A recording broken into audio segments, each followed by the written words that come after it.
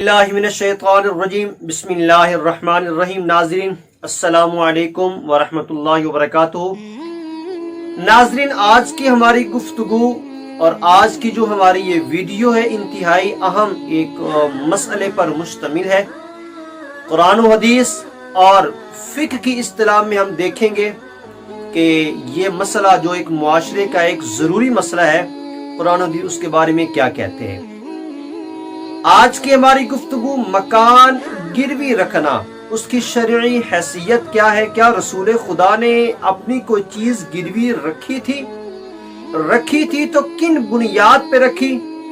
और आज फी जमाना जो एक मुसलमान गिरवी के मामले में गलतियां कर रहा है वो किस हद तक सही है या किस हद तक गलत है, ये आज की वीडियो में इंशाल्लाह आपके सामने आ जाएगा। सबसे पहले हम कुरान पाक से पूछते हैं। अल्लाह ताला सूरह अल-बकरा आया नंबर 283 इरशाद फरमाया, व इन कुंतुम अला सफरिन वलम तजिदू कातिबन फरिहानुम मक़बूदा। फरमाया कि अगर तुम सफर कर रहे हो और दौरान सफर तुम्हें किसी ऐसी चीज की जरूरत पड़ गई है जिस चीज की में जरूरत है, अगर तुम्हारे पास उसको लेने के लिए पैसे नहीं है तो अपनी कोई कीमती चीज उसको पास बतौर गिरवी रख दो। फाइन अमीन बादुकुम बादा, बाद में आकर उसको वो पैसे अदा करें और वो अपनी चीज उससे ले लें। तो शरई तौर पर कुरान का फैसला ये है कि चीज बतौर जरूरत ली भी जा सकती है और दी भी जा सकती है। अब आते हैं हम हदीस मुबारका की तरफ। सही मुस्लिम हदीस नंबर 4002, हजरत आयशा रजी अल्लाह ताला अन्हा इस हदीस की रावियां हैं। आप कहते हैं कि रसूल खुदा सल्लल्लाहु अलैहि वसल्लम ने एक मर्तबा एक यहूदी के पास अपनी ज़ीरा गिरवी रखी और बदले में आपने उससे कुछ खाने की चीजें ली। आप सल्लल्लाहु अलैहि वसल्लम का ये अमल भी बताता है कि गिरवी चीज ली जा सकती है और दी भी जा सकती है। बतौर कर्ज किसी से को हम पैसे ले सकते हैं और उसके पास हम अपनी कोई काबिल फरोख्त चीज उसके पास रख सकते हैं। अब आते हैं कि हमारे मुआशरे में क्या हो रहा है। मैं एक मिसाल के जरिए से आपको ये समझाता हूं। मुझे 10 लाख रुपए की जरूरत है। मैं किसी के पास जाता हूं और उससे जाकर कहता हूं कि भाई मुझे 10 लाख रुपए चाहिए। वो कहता है कि भाई आप वापस कैसे करेंगे, चूंकि हमारे मुआशरे में तो जुबान का एतबार रहा ही नहीं है। तो मैं उसको कहता हूं कि यार ये मेरा मकान है, आप ये ले लें 1 साल के लिए। 1 साल के बाद 10 लाख रुपए मैं आपको रिटर्न कर दूंगा। अब वो बंदा कहता है कि मैं आपका वो मकान एक शर्त पे लूंगा कि मैंने उसका किराया नहीं देना। अब यहाँ पे जो वो बंदा मेरे साथ शर्त लगा रहा है ये शरई तौर पर गलत है। वजह क्या है? वजह ये है, मेरे नबी करीम सल्लल्लाहु अलैहि वसल्लम का इरशाद गिरामी कंजुल उम्माल की हदीस से पाक है। फरमाया कि हर वो नफा जो कर्ज के बदले में हो और उसका कोई आगे से लेन देन का कोई सिलसिला ना हो वो सूद में जाता है। मिसाल के तौर पर मैंने उससे 10 लाख रुपया लिया, 10 लाख के बदले में 10 लाख मैंने उसको साल के बाद वापस करना है, लेकिन 1 साल जो उसने मेरे मकान का नफा लिया ये किसके बदले में है? ये सूद के ज़मरे में जाएगा। अब इसका हल क्या है शरई तौर पर?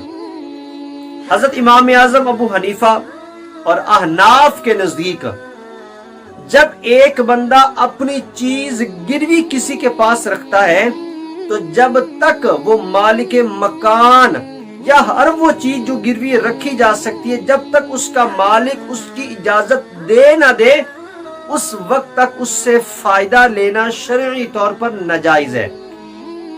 मिसाल के तौर पर मैं किसी दोस्त के पास गया, मैंने कहा यार ये मेरा मकान है, इस मकान में आप रहाइश कर ले 1 साल के लिए, मुझे 1 साल के लिए 10 लाख रुपया दे दे। वो मान जाता है।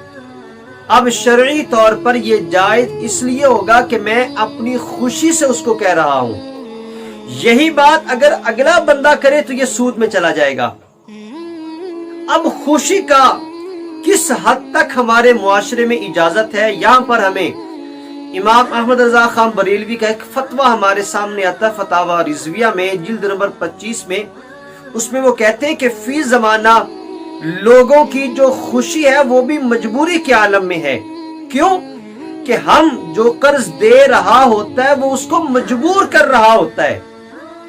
اب اس کا کیا حل ہے؟ اس کا بڑا آسان سا حل ہے.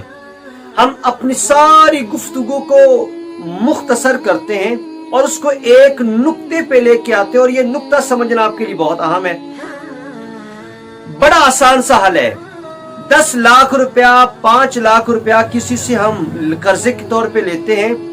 میں نے اپنا مکان بطور گروی اس کے پاس رکھ دیا.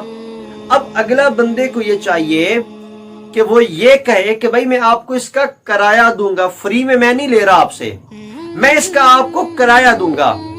اب کرایہ بعض اوقات لوگ 5 مرلے کا 3 مرلے کا 1000 روپیہ 2000 روپیہ برائے نام رکھتے، یہ بھی شرعی طور پر غلط ہے.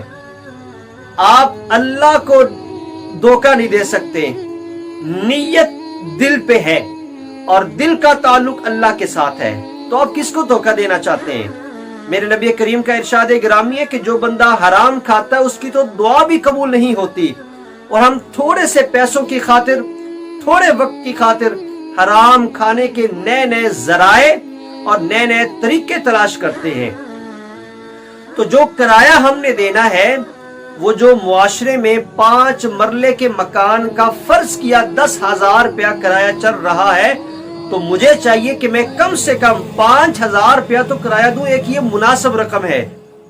تو آپ نے ایڈوانس کی شکل میں اگر قرضہ دیا ہے بطور گروی رکھ کر، یا آپ نے قرض ویسے دیا ہے اور آپ نے اس کے بدلے میں اس کی کوئی بھی ایسی چیز جس کا نفع لیا جا سکتا ہے، اگر وہ آپ کے پاس بطور گروی موجود ہے، تو اس کا آپ ایک مناسب حد تک اس کا رینٹ، اس کا کرایہ آپ ادا کریں گے. نہیں تو یہ جو آپ نفع حاصل کریں گے یہ نفع سود کے زمرے میں جائے گا. اور جو بندہ سود کھاتا ہے، میرے اللہ کا ارشاد ہے فَإِن لَمْ تَفْعَلُوا فَأْذَنُوا بِحَرْبٍ مِّنَ اللَّهِ وَرَسُولِهِ. لوگوں اگر تم سود سے باز نہیں آؤ گے تو پھر اللہ اور اس کے رسول کے ساتھ جنگ کے لیے تیار ہو جاؤ.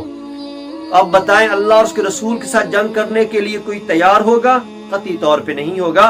تو اس لیے چیز شرعی طور پر جو ہمیں رہنمائی مل جائے قرآن و حدیث کی روشنی میں اس پہ عمل کرنا چاہیے، نہ کہ بندہ اپنے اختیارات اپنے طریقے استعمال کرے اور وہ چیز بے شک حرام طریقے سے حاصل ہو.